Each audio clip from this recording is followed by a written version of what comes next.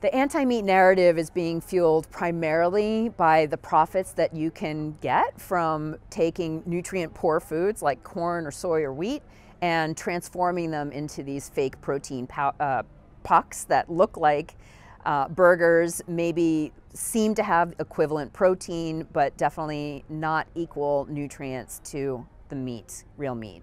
And there's a lot more profits to be made in those industries than there is in the livestock industry. What I've seen from traveling so many places this year, I've been to Brazil, the UK, I've been to Australia, New Zealand, and all of these countries are trying to dramatically reduce carbon emissions.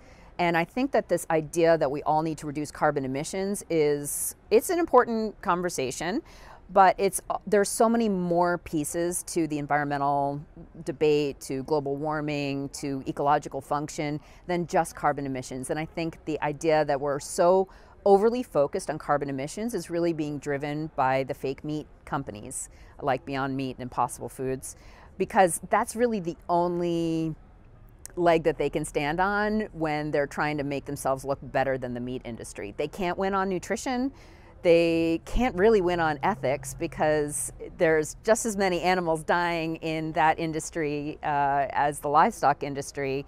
And environmentally, they can't win on water cycles, soil health. They're not even using, for the most part, organic products. And so the reductionist idea that they can win on carbon emissions is really what's driving all of these other countries to make these dramatic and short-sighted policies to reduce carbon emissions. I think the energy that I've seen against livestock is particularly strong in Europe, and just my opinion, I think that it could be due to the fact that many Europeans are much more urban dwellers than rural, having rural backgrounds, connected to livestock farming, so they just don't understand the importance of livestock to rural economies and also to ecosystem function, and they're just so disconnected from how food is produced and the whole nature of especially grazing animals and the benefits that they can have to landscapes.